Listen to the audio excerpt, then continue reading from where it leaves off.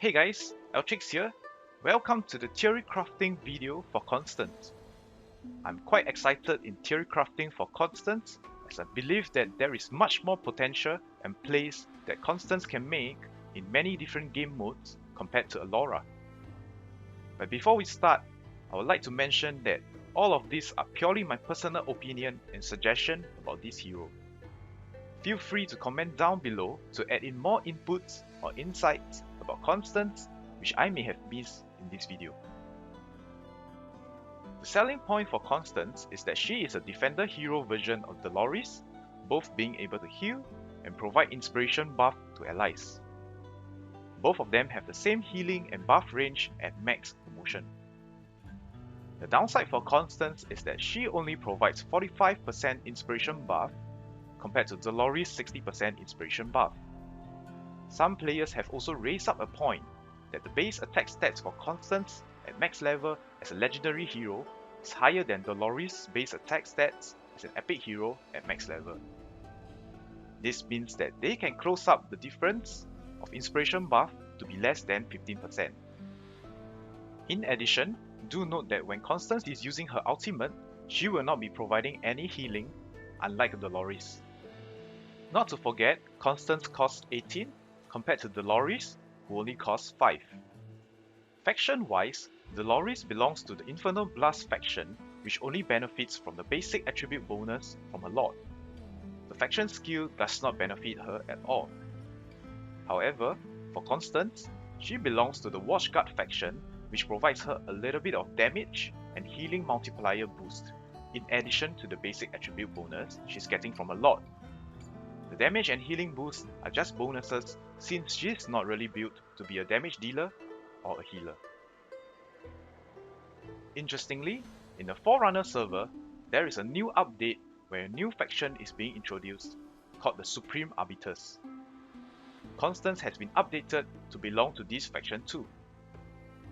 I do not have much information about the Lord's skill, but it is possible that Constance might benefit or even shine from the faction skill. Similar to what I have done for Alora, I will not be going through the skills, awakenings, stats, etc. as I believe that you guys can get this information easily from the game itself. So here's the theory crafting table that I've made for Constance. I personally feel that you can build Constance in two ways. For the first way, you may build her to be a tank in the front line, which means that she will not be healing that often and she will be blocking most of the time. Tag a healer along with her and she will benefit from her talent, which restores rage after being healed, her passive Faithful Renewer, restores HP upon receiving damage, since she'll be in the front line tanking, her Awakening Tree ability, where she will receive 10% increase in attack for 10 seconds when being healed, and lastly, her Awakening 5 passive, attacking block enemies restores 40% healing multiplier to ally.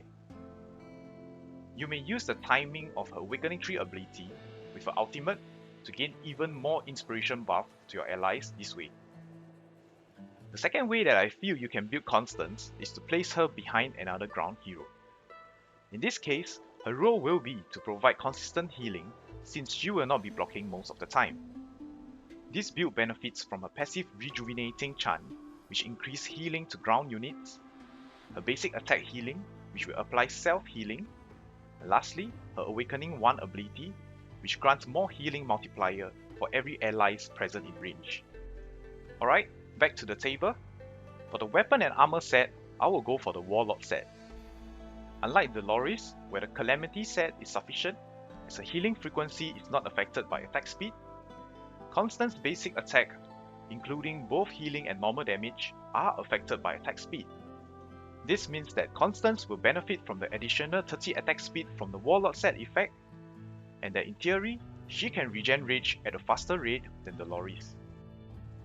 Secondary stats wise, for weapon and armor, attack bonus is the top priority since her inspiration buff is dependent on her attack.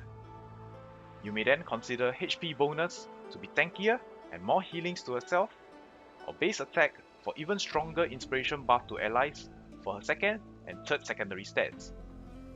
For the last secondary stats, you may opt for attack speed to get more healing attack frequency, which leads to faster rage regen, or healing effect to grant even more healing to herself and to allies.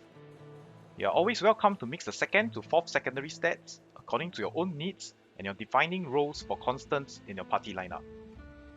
For the accessory set, I will go for the Invigoration set, which grants healing effect and an additional 10% attack to her and one random ally. The main stats for all accessories will be attack bonus percentage. For the first secondary stat, I personally will go for base attack to increase more damage provided from the inspiration buff, while the 2nd to 4th secondary stats can be mixed around rage regen, attack speed, healing effect, and HP bonus. Do note that I am building Constance with the primary focus on her inspiration buff, while tanking and healing are secondary to me. Should you wish to build Constance to be a tank focus, prioritize HP bonus and defend bonus, and if you wish to build Constance to be a healer focus, go for more attack bonus, attack speed, and healing effect. For Constance artifact, I personally feel that she goes very well with either Oleg War or Ancestral Teachings. Oleg War allows Constance to be more tanky with an additional +1 block, which suits her if she is at the front line, or if she is being used in Guild War while being placed behind a ground hero. An additional +1 block can change the entire game. Ancestral Teachings provide even more damage boost to Constance's inspiration buff with an additional 16% attack while Constance is near an ally. So, where are the possible places Constance can see play in? You may consider using her in the artifact raids, all of the 3 gear raids, guild bosses, and probably in Void Reefs, Guild War, Arena, and in future, the Immortal Codex. I have provided live example of the different places that Constance can see play in. Note that these are all with regards to the higher stages, and you may use this as a reference to have an idea of playing Constance in the lower stages of the different game modes.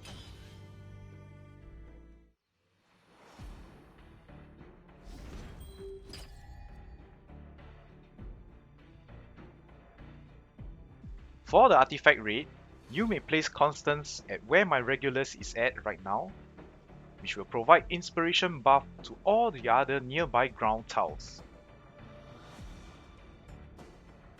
For anyone who do not know this trick yet, do not place your defender first, but place one of your attacking hero, in my case, Salazar, at the side. Once your attacking hero has made a first strike on a boss, quickly place your defender in front of the soul core. This will cause the boss to be attacked from the row that Salazar is at, and also the row where Demos is at right now. By using this trick, more ground heroes can be used to burst the hero down. Alright, so let's move on to Gear Rate 1. For Gear Rate 1, you may place Constance at where Oleg is to buff heroes at these places.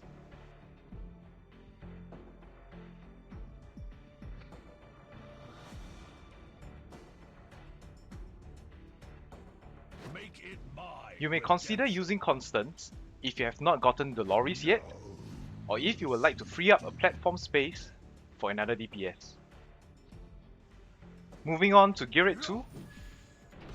For Gear Rate 2, you can place Constance at where Isolde is to buff heroes at these places.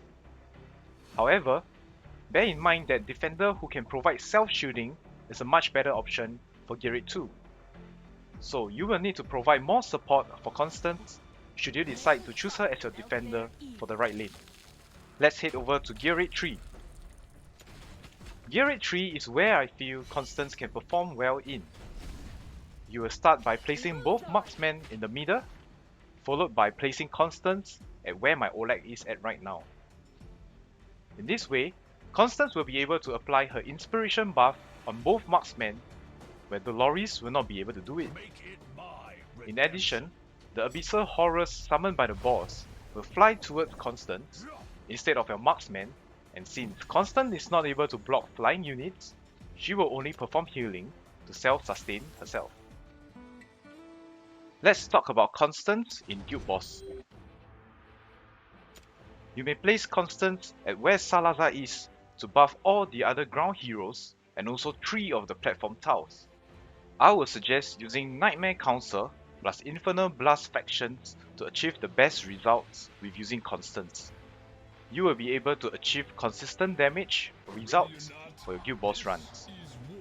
However, do take note that as the Laurel strategy is getting more popular nowadays, this positioning does not capitalize on Laurel strat. I will encourage you to find your most suitable lineup according to the heroes that are available to you. For Void Reef, Constance can be used on stages where the platforms are isolated and you require the damage buff from Inspiration to obtain a high damage output. These are the times when the Loris will not be feasible as compared to Constance. For Guild War, if you are guarding the central keep, you may place Constance at where my Regulus is. She will be able to provide inspiration buff to everyone and also provide additional healing to the defender in front of her. Even if the Demon Soldier Bookkeeper splashes on her and the defender, she can potentially keep up the overall healing with your healer to ensure that your defense doesn't break through. If you are guarding on the normal garrison, you may place Constance at where Wrath is to provide an inspiration buff to 3 heroes and also healing to a defender in front. Should you opt for 3 ground heroes plus 1 healer plus 1 platform DPS strategy, you can place Constance in the middle of the 2 ground heroes and she will be able to perform the same benefits and roles as what I have shown in the central keep earlier. I feel that Constance can excel in sustain or single target DPS arena, as camping at the entrance is the meta nowadays and Dolores is unable to provide the inspiration buff at that distance. Constance can be placed near the entrance, providing the additional inspiration buff to all of your ground heroes for the burst time frame that you need to win the particular wave. Lastly, Constance may also see play for the Immortal Codex in the future, but we will need more information about the Immortal Codex before we can come to a conclusion for that. With that, is Constance worth it for the summon? I would say if you are near PT or have spare summons, try for it, as she can potentially be useful in areas where Dolores is lacking and also in future contents. Alright, this will be the end of today's Theorycraft video for Constance. I hope that you have enjoyed the video. As always, if you do like this video, consider giving it a thumbs up and subscribe to my channel for notification on new video releases. Thank you so much for watching and I appreciate all your time here. I'll see you guys in the next video.